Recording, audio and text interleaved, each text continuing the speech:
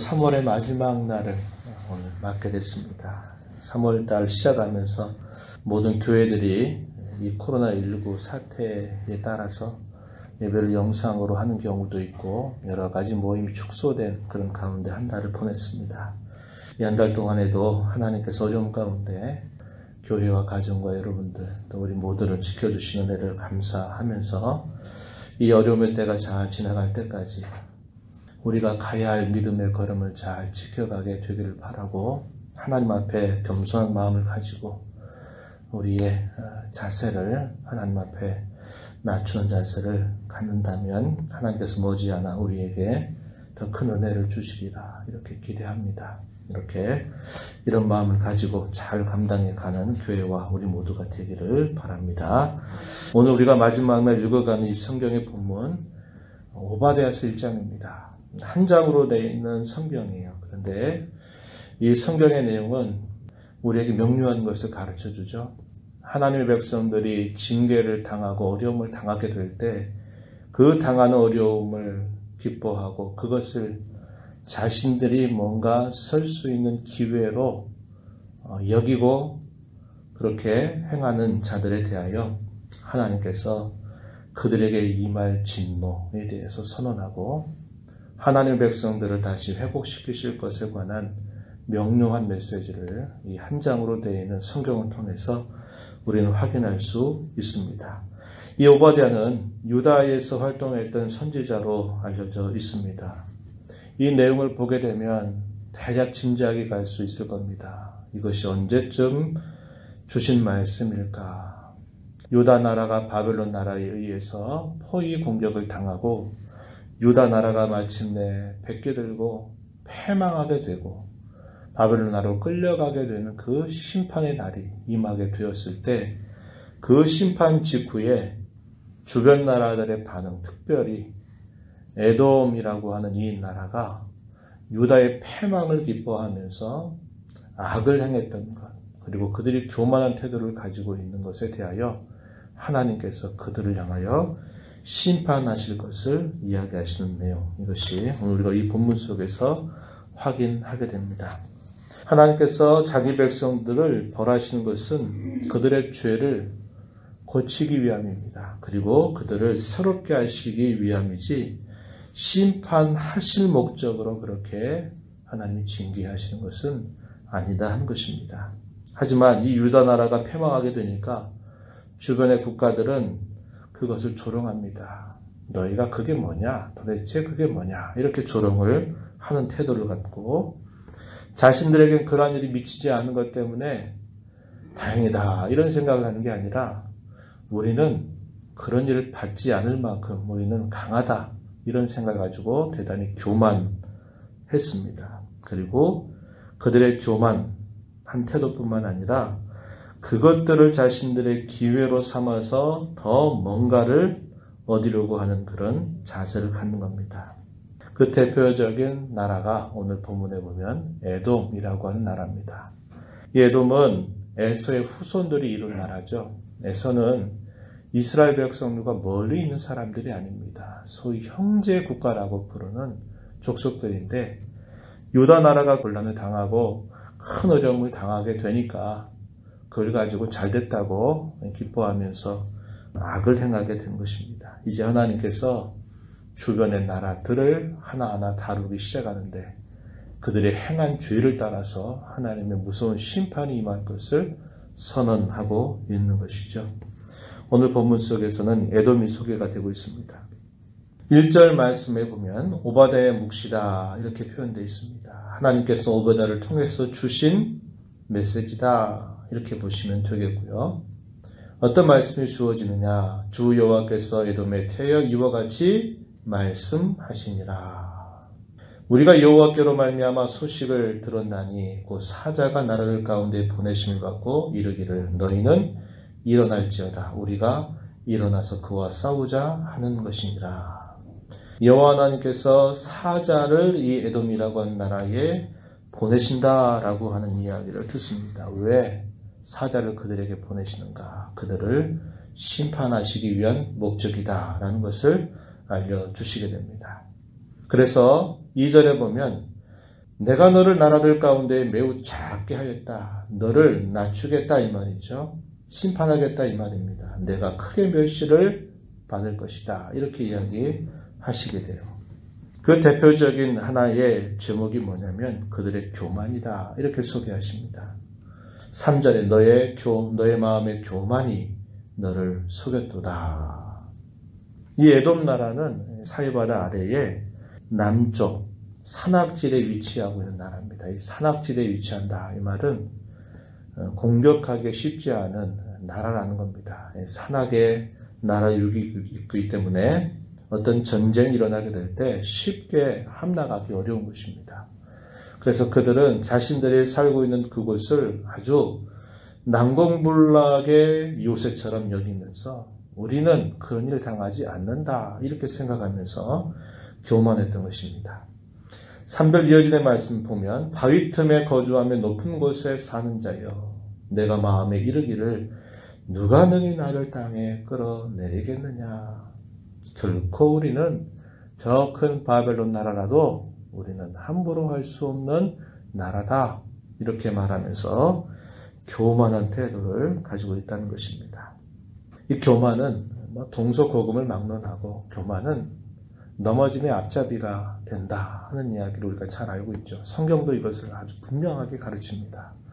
자기가 누구인지 그 본분과 자세를 잊어버리고 그 자리를 넘어서서 높은 곳에 마음을 두는 자들은 그 끝이 분명히 강제적으로 낮아지게 돼 있다 하는 것을 우리는 알게 돼요.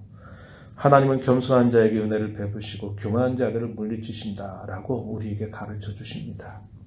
그래서 이 교만은 그들을 심판하는 큰 죄목이 된다라는 것을 이야기해 주고 있어요. 4절 말씀에 보면은 내가 독소리처럼 높이 오르며 별 사이에 기다릴지라도 내가 거기에서 너를 끌어내리리라. 내가 아무리 높은 곳에 있고 사람들의 손이 미치지 않고 그런다 할지라도 내가 거기에서 너를 끌어내려 버리겠다. 이렇게 하나님께서 심판을 선언하시는 말씀을 하십니다. 8절 또 우리가 읽은 말씀 중에 가서 보면 그날에 내가 에돔에서 지 있는 자를 멸하며 에서의 산에서 지각이 있는 자를 멸하지 아니하겠느냐. 소위 지 있다고 말하는 자, 소위 지각이 있는 자라고 자처하는 자들을 내가 다 멸해 버리겠다. 이렇게 말씀을 하십니다. 9절에 보면 다 죽임을 당해서 멸절될 것이다. 이렇게 또 말씀하셔요. 10절에 가면 영원히 멸절될 것이다. 이렇게 말씀을 하십니다. 15절 말씀에 또 가서 보면 이렇게 말합니다. 15절 가서 보면은 내가 행한 대로 너도 받을 것인즉 내가 행한 것이 내 머리로 돌아갈 것이다. 이렇게 말씀을 하십니다.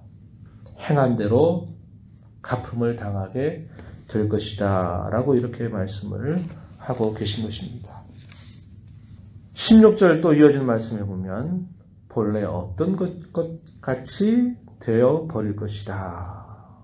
18절에 가서 보면 에서족 속에 남은 자가 없을 것이다. 이렇게 말합니다. 이 모든 내용들은 뭘 말합니까? 이 에서의 교만에 대하여 그들의 죄악에 대하여 하나님께서 완전히 벌하실 것이다. 심판하실 것이다. 하나님의 진노의 손길 안에서 피할 길이 없을 것이다. 라고 말씀하시는 내용입니다. 그들의 패망이 온전할 것이다. 라고 또 강조하는 표현을 우리가 살펴볼 수 있어요. 5절 말씀으로 가서 보면은 내가 어찌 그리 망하였는고 어떻게 망해도 그렇게 망할 수 있겠느냐 이러한 말이 들릴 것으로 이야기하시고요. 5절, 6절 계속 이어진 말씀에 보면은 비유적으로 이렇게 설명하시죠. 도둑이 들고 강도가 밤중에 찾아오면 자기가 가지고 가고 싶은 만큼을 충분하게 가져갔다 생각하면 어떤 것들을 남겨둘 것이다. 이렇게 말하죠. 포도원에서 포도를 따는 사람이 그 포도를 하나도 남겨두다는 게 아니라 어느 정도는 남겨둔다는 겁니다. 이게 이스라엘 백성들이 살아가야 될 하나의 규례였죠. 모퉁이에 있는 것들을 남겨두어라. 가난한 사람들이 그것을 먹을 수 있도록 배려하는 하나님의 명령이 이스라엘 백성들에게는 규례로 주어져 있었습니다. 일반적으로 다 어느 정도 남겨둔다는 거예요. 그러나 이 에돔 족속의 패망에는 그런 것조차 남지 않을 것이다 라고 이렇게 말씀하시는 내용이죠. 어찌 그리 이런 표현들이 5절과 6절에 보면 세 차례나 반복이 되고 있어요. 5절 끝에 내가 어찌 그리 망하였는고, 6절에 에서가 어찌 그리 수탈되었는고, 그 감춘 보물이 어찌 그리 빼앗겼는고, 이렇게 강조되고 있는 표현이다 하는 것이죠. 그들과 함께 동맹 맺었던 동맹국들도 그들을 배신할 것이라고 이야기합니다. 7절 말씀에 보면은 이렇게 말하죠. 너와 약조한 모든 자들이 다 너를 쫓아 변경에 이르게 하며 너와 화목하던 자들이 너를 속여 이길 것이고 내 먹을 것을 먹는 자들이 내 아래 함정을 파니 내 마음에 지각이 없음이로다. 그들을 믿었던 너희가 그 믿은 것으로 인하여 발등을 지키는 일을 당하게 될 것이다. 동맹국들이 다 배신하게 될 것이다. 이야기합니다. 자신들의 이익이 되느냐 되지 않느냐에 따라서 항상 오락가락하는 것이 이들의 본성 아니겠습니까? 이 동맹국들조차도 다 너를 배신할 것이다. 이렇게 말씀을 하시게 돼요. 그리고 그 에돔이 멸망하게 되는 또 하나의 이유가 무엇인가 하는 것들을 하나님께서 선지자를 통해서 하나하나 들려주시는 말씀이 10절 이하로부터 계속 소개가 되고 있는데 이 말씀을 한번 보시죠. 10절 가서 보면은 내가 내 형제 야곱에게 행한 포악으로 말미암아 부끄러움을 당하고 영원히 멸절될 것이다. 야곱에게 행한 포악, 이스라엘에게 행한 포악, 그것 때문에 너희가 영원히 멸절될 것이다. 이렇게 이야기하죠. 형제 야곱이죠. 형제가 된 그 국가를 향해서 포악을 행한 일, 그것을 소개합니다. 11절 가서 보면 유다를 멸하려고 찾아온 그 대적자들과 뜻을 같이 했다는 겁니다. 그래, 유다는 패망해야 돼, 망해야 돼 라고 하면서 뜻을 같이 했다는 것, 그것이 또 하나의 심판의 이유라고 소개합니다. 12절 가서 보면 유다가 재앙을 받는 것을 기뻐했다라고 말합니다. 잘 됐다, 그래 잘 망했다 라고 마음을 품었던 것을 이야기해 줍니다. 13절 가서 보면 유다가 받는 재앙을 방관하는 것, 오히려 그것을 기회로 삼아서 유다의 모든 재물들을 약탈해가는 일을 행했다라고 말하는 겁니다.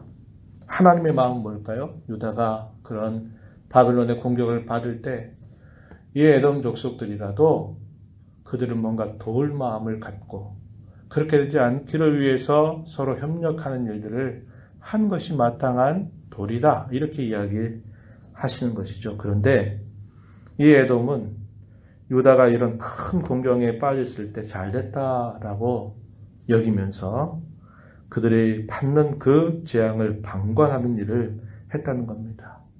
그걸 기회 삼아서 자기들의 욕심을 채웠다고 이야기하는 것이죠.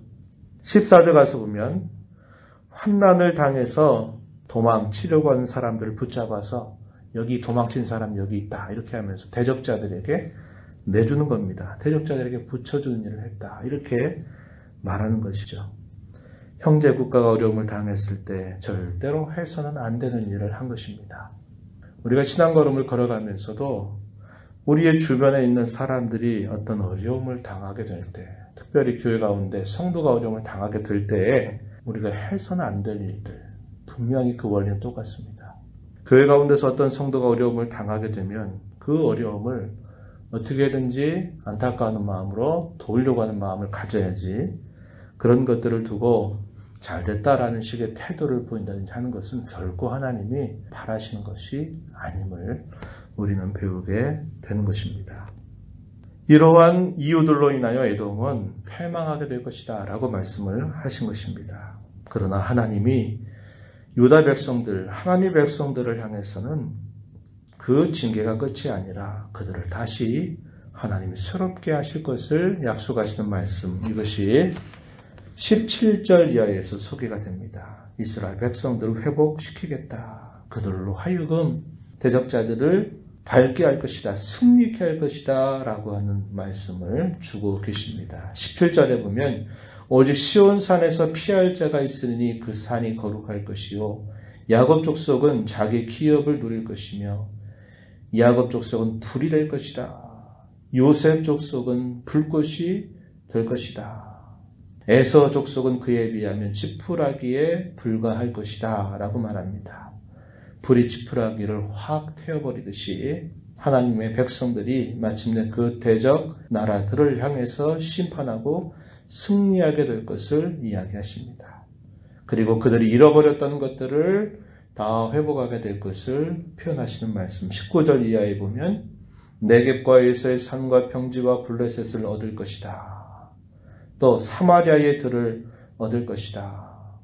길르앗을 얻을 것이다. 20절에 보면 중간에 사르바까지 얻을 것이다. 또 끝에 보면 네겝의 성읍들을 얻을 것이다. 이렇게 말씀하십니다. 그래서 하나님 백성들에게는 다시 회복되고 또 그 싸움에서 승리한 전리품을 다 얻게 될 것이다. 라고 이야기하시는 것입니다. 마지막 절에 보면 구원받은 자들이 시온산에서 올라와서 에서의 산을 심판하니니 나라가 여호와께 속하게 될 것이다. 이렇게 말씀을 하시게 됩니다. 오늘 저와 여러분 이 말씀을 보면서 하나님 앞에 우리가 늘 살 때 하나님의 은혜를 힘입기 위해서는 언제나 겸손한 자로 우리는 살아야 됨을 배우게 됩니다.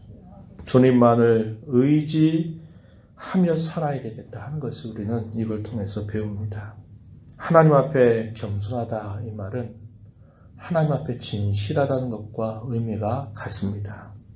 그리고 자신의 연약함과 부족함을 언제든지 하나님 앞에서 알고 그것을 인정하는 자세를 말합니다.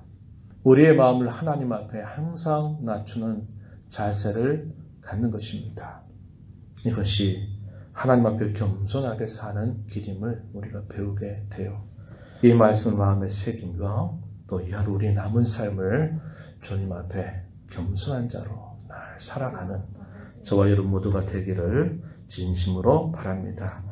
하나님 아버지 감사합니다. 이 새벽 시간에도 저희들을 불러주셔서 교회를 이루게 하시고 또 하나님의 이름을 찬양하며 주시는 말씀을 또다시 듣게 하시고 받은 말씀을 의지하여 기도하며 이 하루를 살아가게 하신 은혜를 감사드립니다.